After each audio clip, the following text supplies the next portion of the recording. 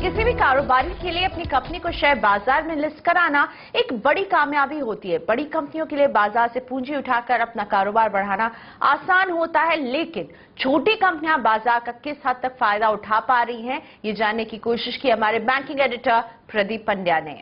आप लोग बहुत सारे सेमिनार में जाते होंगे। मौका था नागपुर में पेंटोमैथ ग्रुप के विदर्भ बिजनेस एक्सीलेंस अवार्ड का, जिसमें सीएनबीसी आवाज भी साझेदार बना।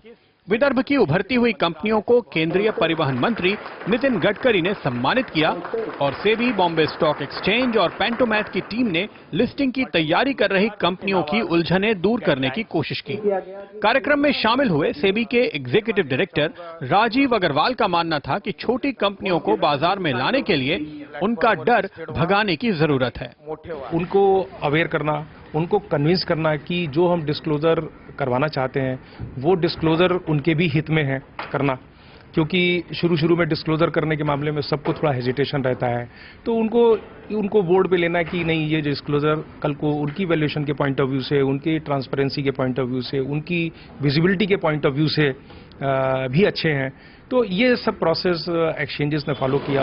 दरअसल भारत में स्टॉक एक्सचेंज पर लिस्टिंग के लिए किसी कंपनी की पेड अप कैपिटल कम से कम 10 करोड़ रुपए होनी जरूरी है, लेकिन बीएसई और एनएसई के एसएमई एक्सचेंज पर केवल 1 करोड़ की पेड अप कैपिटल वाली कंपनियां भी लिस्टिंग करा सकती हैं।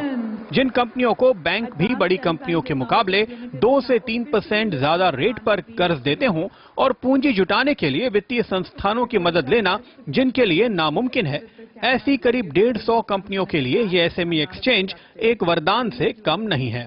अब तक अकेले बीएसई के एसएमई प्लेटफॉर्म पर 145 कंपनियां लिस्ट हो चुकी हैं। इन कंपनियों का कुल मार्केट कैप 10,000 करोड़ रुपए से ज्यादा है। इनमें से 18 कंपनियां तो मुख्य एक्सचेंज पर माइग्रेट भी कर चुकी हैं। अब तक इस सेगमेंट के सबसे कामयाब मर्चेंट बैंकर पेंटोमैथ के महावीर लुनावत मानते हैं कि सरकार और सेबी को इस सेगमेंट में इंश्योरेंस कंपनियों और म्यूचुअल फंड के निवेश का रास्ता साफ करना चाहिए, तभी ये एक्सचेंज बड़ी संख्या में कंपनियों की लिस्टिंग करा सकेगा। हम बात कर रहे हैं रेगुलेटर्स के साथ में कि एक कॉन्सेप्ट जो है प्रायोरिटी इन्वेस्टिंग, वो एक लाया जाए इस कंट्री में। और जैसे banks are encouraged for SME lending और प्रायोरिटी लेंडिंग, तो वो इक्विटी में भी जिस कंपनीज में वो लैंड करते हैं एसएमईज में, इक्विटी में एसएमई इक्विटी लेंडिंग को भी वो प्रायोरिटी के कवरेज में अगर लेके आएंगे तो आई थिंक ये मार्केट बहुत ज़्यादा ब्रॉड बेस होगा और I will not be surprised कि अगर ये मेन बोर्ड को भी बहुत जल्दी एक्सीड कर दे। रेगुलेटर और मर्चेंट बैंकर की इन कोशिशों की कामयाबी का अंदाजा इस बात से लगाया जा सकता है कि नागपुर के कार्यक्रम के दौरान ही डीआरए कंसल्टेंट नाम की एक नई कंपनी ने बीएसई पर अपना प्रोस्पेक्टस फाइल कर दिया। प्रदीप पंड्या, नागपुर। और रियो में आज से खेलों